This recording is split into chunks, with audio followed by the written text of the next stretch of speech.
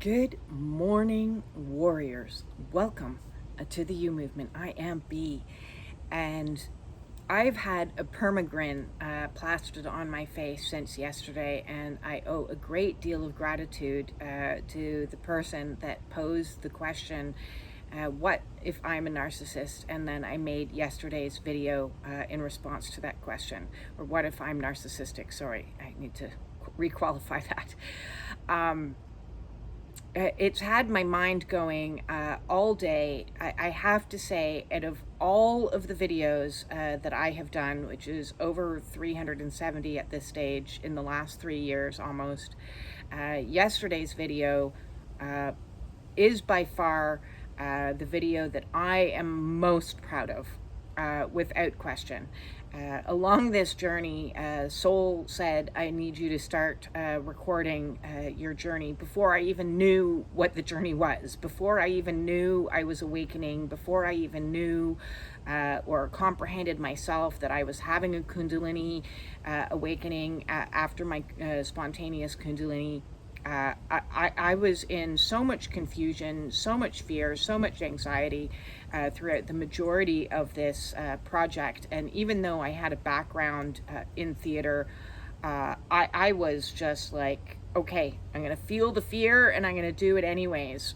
So those that have been following me from the beginning or have seen some of my original videos know that it wasn't at all professional. I was a lot of ums and ahs, which I still do because it's become habitual, but I'm trying to slow myself down and take the time I need. I tried editing every single video so that I could get rid of all the ums. That only took years and years and years of time and wasted a whole bunch of time. So yesterday's video was the first time, and in watching it back, that I have felt like I really could potentially make a dramatic difference. And that notion has warmed my heart immensely.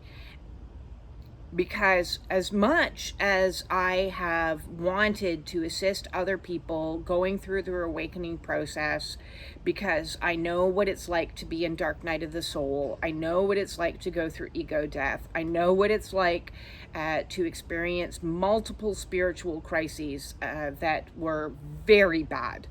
My awakening has not been an easy process. And as much as I've tried to show up for people in real time, to show the other people who are on the same wave as me, because I have a background as a Reiki practitioner, because of my incredible research abilities and my special interest, my neurodivergent special interest topic, which is health and wellness and escaping from pain and suffering, and all of the experiences that I have gone through on my awakening path, dealing with extreme health problems and the health crisis and all of the issues, the pain and the physicality, the emotions, the things that happened around me, the collapse of my 3D world, dealing with narcissism, dealing with trauma release, dealing with repressed memories, dealing with all kinds of spiritual stuff that whoa. So I have been very motivated along this path to try to reach out to as many other people as I could, because I know if I was white knuckling it for a good portion of this awakening path and scared out of my tree, that other people that didn't know that they were awakening, or didn't know what was happening to their physical body, or didn't know what was going on and their life was collapsing, and if by chance they found me, then I could have potentially saved a life. That was the goal, because that's how bad these awakenings can get for people. It gets dark, it gets scary, especially while you're going through extreme ego death. Ego tries to convince you that you are dying or that you should. And that is not what anyone should choose, to make a permanent life decision for a temporary problem. So I have been putting out as much as I possibly can so that I could get as many people as I possibly can to say it's okay. Everything is going to be okay. This is temporary. This too shall pass. You can get through this. Try these techniques. Try this, try that, and everything else. And I've been doing it through my own fears and my own issues as we've been doing this. But yesterday's video, I felt pride in myself for the first time in a very long time, to feel that degree of pride.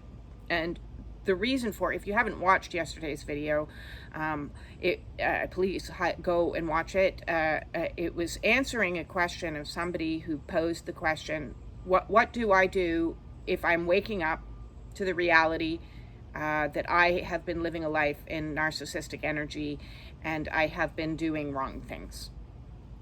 Now, if you know my story and you've been following me, that question could have been highly triggering for me, because my background is I was raised by a malignant narcissist, and I was married to a covert narcissistic person.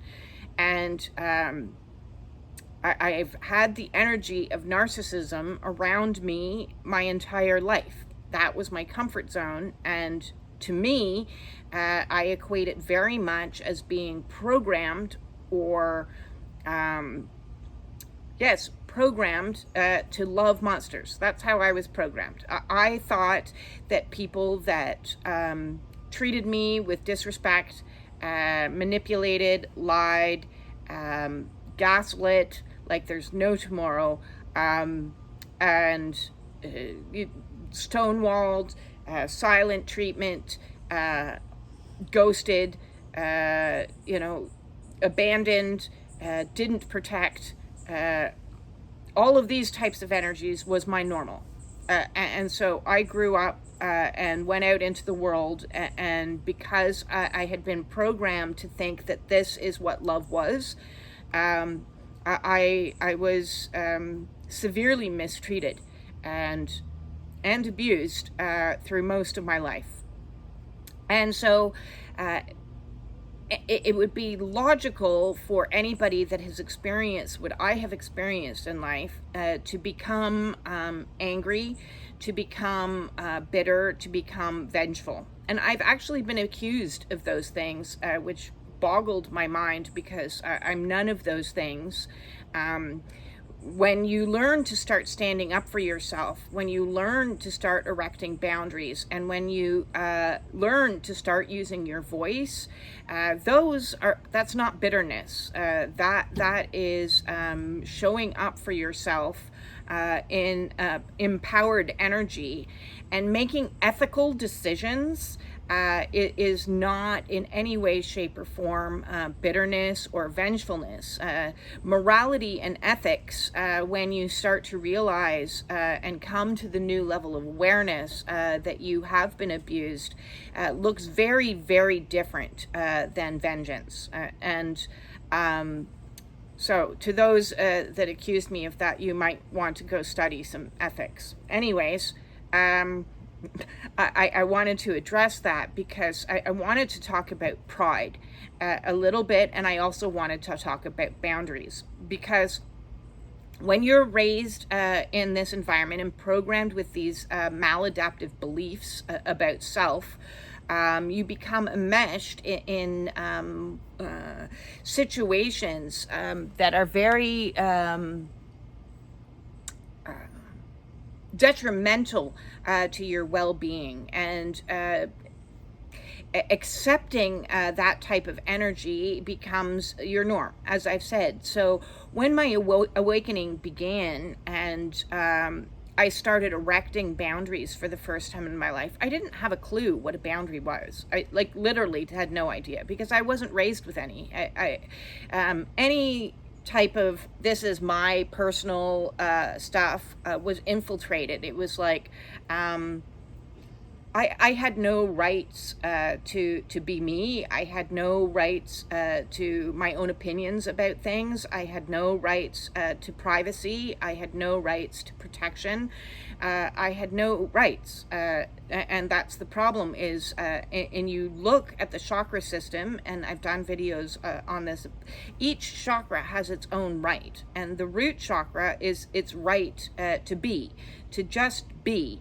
And I was never afforded that right. So learning to ground myself into a new reality that I was allowed to be me took a lot of healing work and a lot of time. And then in the second chakra, we have the right of community and the right to coexist, but also the right for boundaries, for personal protections. And so I had to learn personal boundaries, and then we get into the solar plexus, and it's a right to stand up for ourselves, a right for independence, a right for empowerment, and all of these rights hadn't previously been afforded to me, so I had to learn to start taking them. And so in taking them back, those that weren't in that energy didn't like that very much. So I wanted to talk a little bit about boundaries, because I had seen in my research of, well, what is a boundary? What does that look like? What am I entitled to? And so I liked this, and so I'm going to read it. And it was just somebody had posted on social media, and I was like, yes, that makes perfect sense. It's not my job to heal others. And I always thought that it was my job to save everyone, to take care of everyone, to put everyone else's needs ahead of my own, because that's what I was indoctrinated to do, is to negate self in the betterment of somebody else, and put myself in harm's way in order to satisfy somebody else's needs, and the fact of the matter is, others aren't my children. I need to take care of my children, but even my children are adults now, and it's not my job to heal them. The only persons that you should be healing in this mission is you. And the directive from Soul when I woke up in December of 2019 was save yourself. Not save everyone else, but save yourself. And so that's what I've been trying to do, and I've been trying to spread the word to others to save yourself as well. That was mission number one, the prime directive of the awakening, or the Unfuckening Movement that it was called back in the day, was heal self. It's also not my job to please others at my expense. And I always did that, making sure that others were comfortable, taken care of, their emotions were balanced, was a way to balance my own emotions. Because if you're out of balance, then I feel out of balance. And so here, oh, you need something? Here, let me get that for you. Oh, you're having some emotions? Here, how can I calm those emotions? How can I settle those emotions? So I was constantly in a process of trying to make everybody else feel safe and secure, in order for me to feel safe and secure, because I wasn't comfortable being safe and secure with other people having emotions. Though when anyone else expressed emotions, it was my job, I thought, I was programmed to believe, to solve their emotional issue.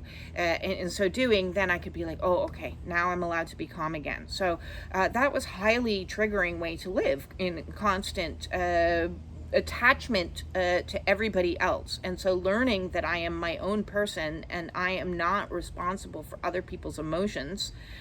Yes, I can show empathy. Yes, I can show compassion. And yes, I can hold space. But it's not my job to fix it for you. Other people need to learn to save themselves and emotionally regulate themselves.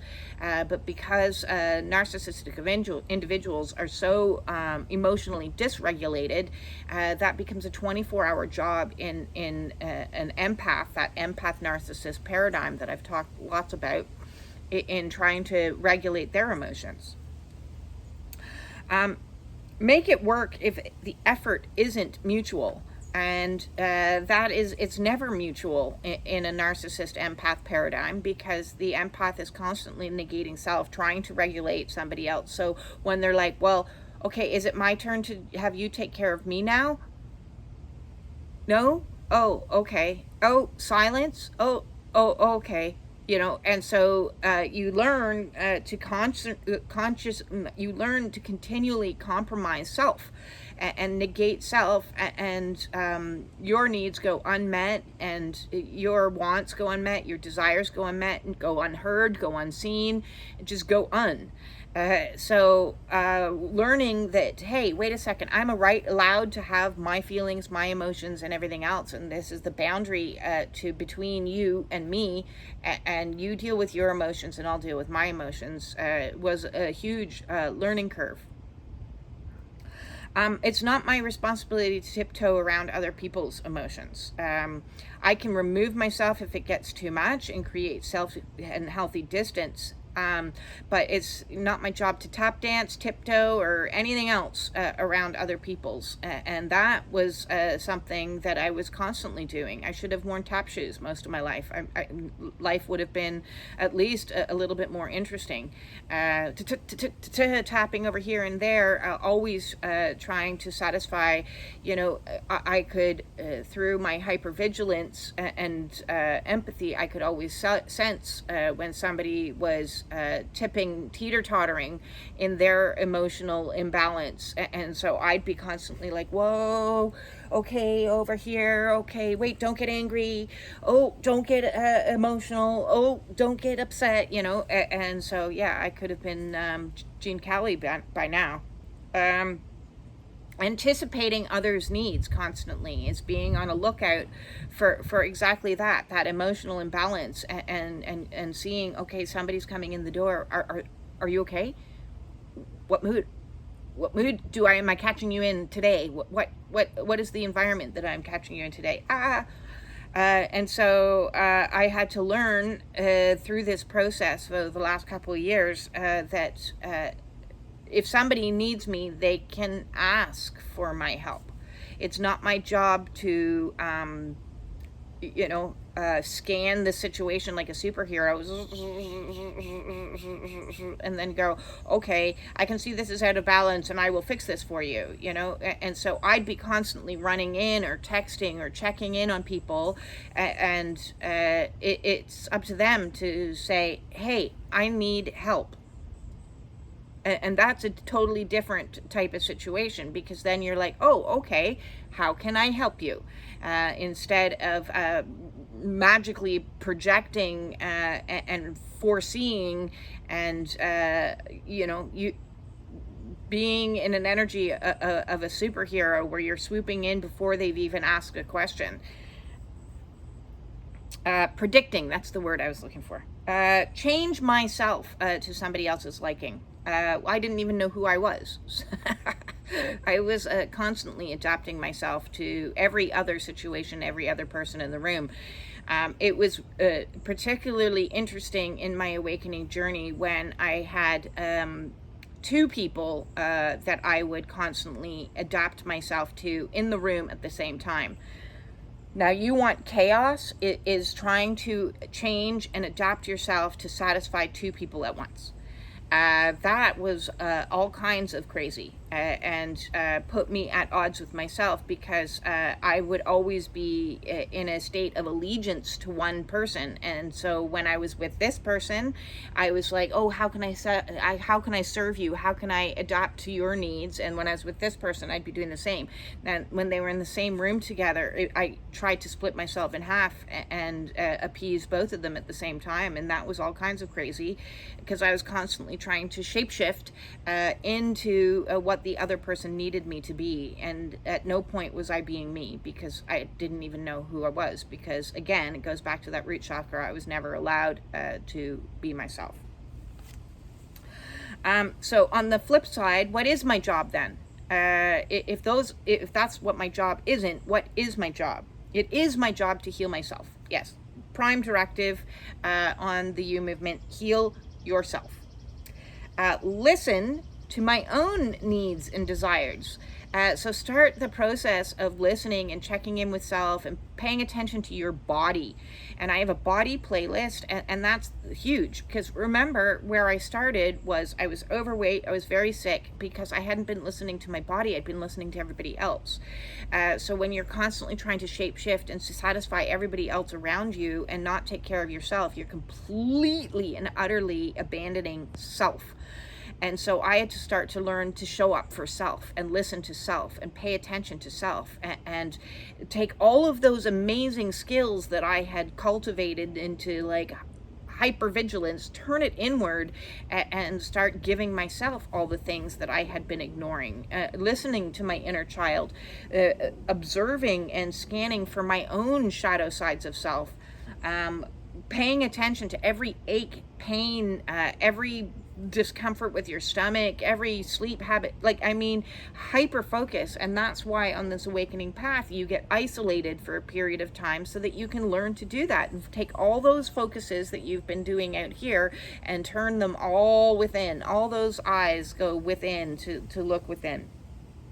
It is my job to heal myself. Oh, I said that one. Needed repeating. It is my job to respect myself and my time. So how am I using my time? Is it to satisfy everybody else, or is it to take care of my needs? And learning that it was okay to, book myself a massage or take the time I needed to rest, just simply without guilt. Rest without guilt. There's a concept for a lot of people out there that will blow your mind. You are allowed to actually rest. But if you're constantly putting everybody else's needs ahead of your own, then you're not resting as much as your body needs to, and you're probably consuming copious amounts of caffeine, which, hello, I used to do. I would drink 2 large carafes of coffee every single day to keep myself going, because I had to do this and I had to do that, and I had to, all my time was I have to take care of the house, I have to take care of the finances, I have to take care of this person, I have to feed these people, I have to do this, and so it was so much outside of myself that learning to take time for me without guilt was a practice that I had to do. Set healthy boundaries, and learning when to say no, and learning when to leave, learning when to, no is a complete sentence. I didn't know that. I thought that if I wanted to say no to something, I had to justify it. I had to explain it thoroughly to be heard.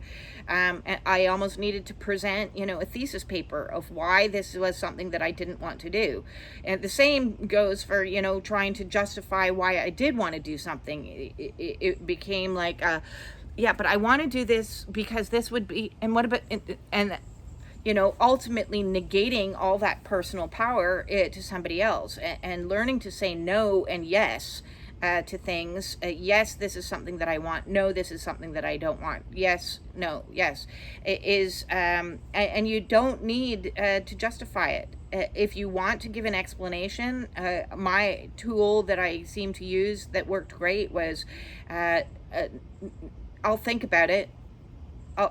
That might not, I'll have to consider that. I'll get back to you. Is to buy yourself a little bit of time to answer the question when you're having that initial, oh, I don't want to say no, but how do I get out of this? I don't want to do this. I don't want to do this.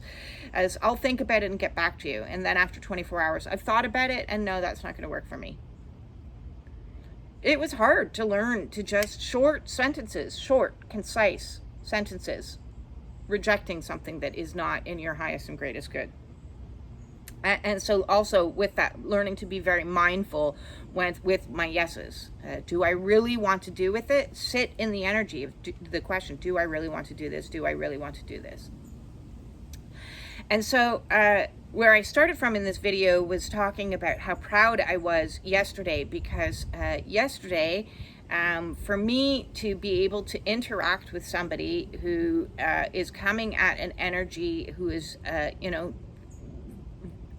volunteered up that they have see themselves in narcissistic energy and are seeking help, it would have been quite justifiable for me to be in a stance of, I don't want to help you. I'm here to help victims, go somewhere else. But it really got me thinking that if I can heal one person by not being abusive and not being cruel and not gaslighting and not abusing and not lying and not doing all those things, really you get to the very core of the problem. And I'm in a safe boundary here behind a camera. It's not like they can get to me. But if you can heal, or if I can help heal, because again, it's not me that's healing anyone. I'm just providing information here to help you people heal yourselves. That's what I do, is I provide you tools and tricks and strategies. And if I can provide those for an individual to not be abusive, can you imagine how many people in effect, the ripple effect out, prevent from receiving suffering? So the core is the people that are wounding.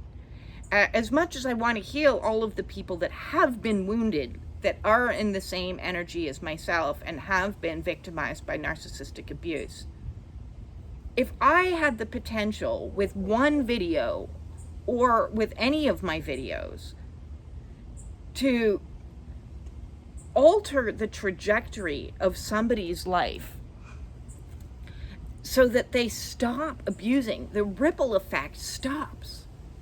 The abuse cycle stops. And that's just been blowing my mind.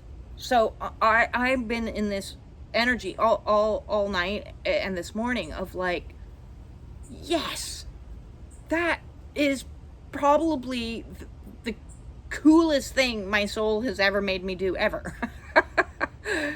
So if this is part of my soul's mission, to assist people that are waking up to the reality that they have chosen to live a life from a trauma place that has caused harm to other people, and I can assist them in stopping that, then my mind is blown. I can't think of anything more powerful and more incredible, a gift that would be for all of the things that have happened to me in my life, to be able to turn it around and help others stop doing what was done to me. So I am in overwhelmed gratitude and pride and awe that this is where my soul is leading me, and that there is the potentiality to prevent so much pain for others. Because if you can stop it at its core, at its root,